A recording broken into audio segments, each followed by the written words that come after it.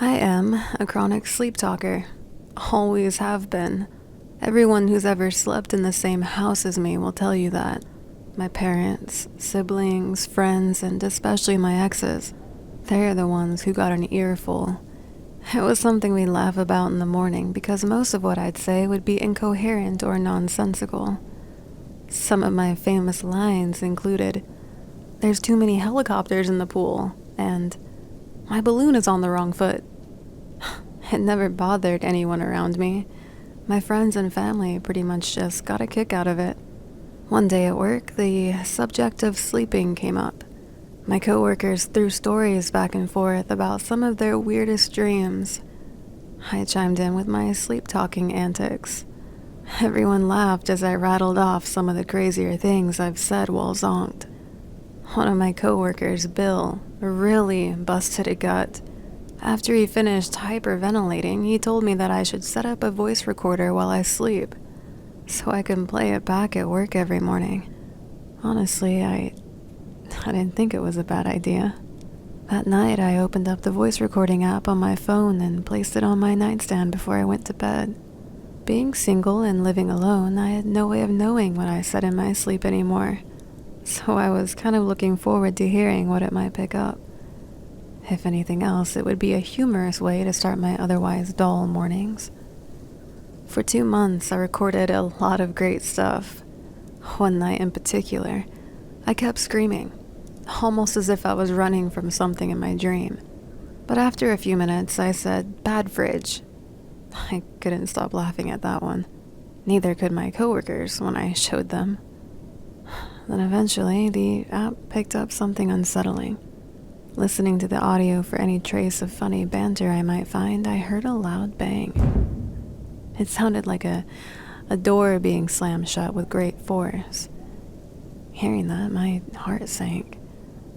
I wondered if it might be an intruder. Maybe they'd made their way into my home. Let me tell you, my house is a small cottage on the outskirts of town. I was able to get it at a great price due to its location and age. And as such, some of its components are antiquated. I knew after hearing the recording that the only 2 doors sturdy enough to make that loud thud were that of the attic and the basement. Alright, basements and attics have always freaked me out. Never liked to go in them as a kid, and I still don't as an adult. They kind of terrify me, honestly. The ones in my house even more so. Something about them being old made them all the more sinister. Despite my fear, I had to make sure no one was in my house. I got up out of bed and headed straight for the basement, as that was the door closest to my bedroom. I hesitantly opened the door and descended into my home steps. I was nervous, but I was desperate for some peace of mind. The basement was empty. I quickly ran back up to the first floor and proceeded my journey upstairs. Once I reached the attic door, I froze. As much as basements make my skin crawl, I find attics to be far worse. Maybe it was because they were always a big unknown to me. Listen, I have only ever been in an attic once, my whole life, and that was to help my dad unload some Christmas decorations.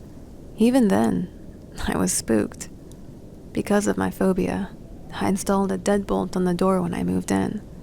It sounds foolish, I know, but hey, it helps me sleep at night. Looking at the door, I noticed that deadbolt was still locked. An intruder could have gone in and then relocked it on their way out, but at least I knew they weren't in there anymore. This was my excuse not to go inside. I went back downstairs and put the noise out of my mind. Forgetting all about the loud bang, I continued to record at night in the hopes of catching more sleep talking. I did, but it wasn't of the hilarious, absurd variety. The night after I recorded the noise, the only thing I said the whole night was, "Where are you?" I didn't really pay it any mind, as I've said similar things in my sleep before. It wasn't until I heard the following night's recording that I became alarmed. I said the same thing again. "Where are you?" Only this time it was followed by a strange static sound. This was odd, but I chalked it up to be coincidence, maybe a phone malfunction. On the other hand, I quickly discovered that neither of these things were to blame. Every night after, I got almost the same exact thing. I would ask, "Where are you?" and then I'd get some sort of static interference. I couldn't explain it. It left me rather frazzled. I showed my coworkers, but they weren't able to offer me any insight. I thought about not recording anymore, to be honest, but not knowing would make me even more uneasy. I wanted to get to the bottom of what was going on, and then one night, I got something different. Listening to the audio intently, I heard two distinct things during a 2-minute stretch in the recording. There were footsteps in the background, almost as if someone was... It was very faint, but it was most certainly there. The second thing I heard was me asking the same question. "Where are you?" Only this time I received a response. It was a low whisper, but I could make out what it said. "I'm upstairs."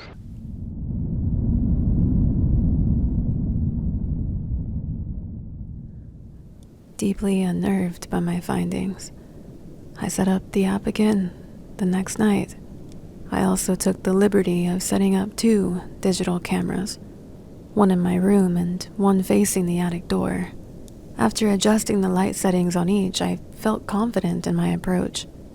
I truly didn't have time to deal with this, so I just wanted nothing more than to get it sorted out, somehow. Unfortunately for me, it just wasn't that simple. I slept through the night like normal, but I did have a weird dream.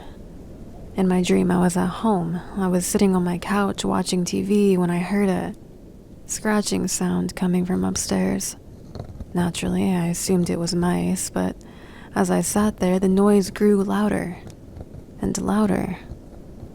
It eventually morphed into a horrendous knocking sound. That's when I got up to investigate. I made my way up to the attic door and the noises stopped. I stood there for a moment, expecting it to start up again, but it didn't. Complete silence for what felt like a few minutes. But then, without warning, a loud clicking noise broke the tension. The deadbolt had unlocked itself. And that's when I woke up, to the sound of my alarm going off. I immediately got up and gathered the cameras, as well as my phone. I was eager to see if they had captured anything, and they did. But it only left me with more questions. Halfway through the audio on both my phone and the camera in my room, I heard once again, "Where are you?" There was no response and no static, but there was a loud bang, just like the one I'd caught before, only more distinct. It was most certainly a door being slammed shut. I quickly grabbed the second camera and began looking through the footage. The attic door never opened. Instead, I heard the bang in the background, ever so faintly. Given the volume in each of the clips, it seemed as though it might have been the basement door.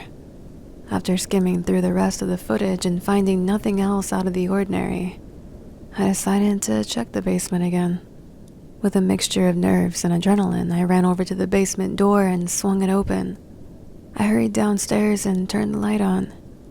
I was fed up and a little annoyed, thinking someone was somehow having a laugh at my expense. However, when the room lit up, I was greeted with the familiar sight of an unfurnished basement. Shocker. It was completely empty and I had no intruder. And I also had no answers. Frustrated, I went off to work and tried to keep my mind off of the odd dilemma. That proved to be a difficult task. I kept playing out different scenarios in my head during the workday, but nothing made sense. The only logical, though somewhat illogical explanation that I could come up with was that I was being harassed by a spirit. I didn't want to give in to that notion, but I was running out of ideas. I tried to talk with my coworkers again, in hopes that they would tell me it was nothing to worry about, but instead I received the opposite. One of my coworkers told me to call the cops and have them look through my home for signs of a break-in. Another told me I should stay at a friend's house. And then Bill told me to abandon my house and run for the hills. He was only joking, but it didn't make me feel any better about the matter. Things really took a turn for the bizarre when I arrived home that day. Opening the front door of the cottage, I stepped in and sat my jacket down on the couch. I then plopped down in an attempt to unwind. Immediately after sitting, I heard the bang again. It was clear as day. It was the same sound from the audio, the same sound from the footage. But this time I was hearing it in person. I jumped up and looked straight ahead at the basement door. You could see it from the couch. It had been in my line of sight the entire time. Though I hadn't been looking directly at it, I was fairly certain it hadn't moved. Still, the bang definitely came from that direction. Spooked but curious, I once again decided to check it out. I walked over cautiously and examined the door.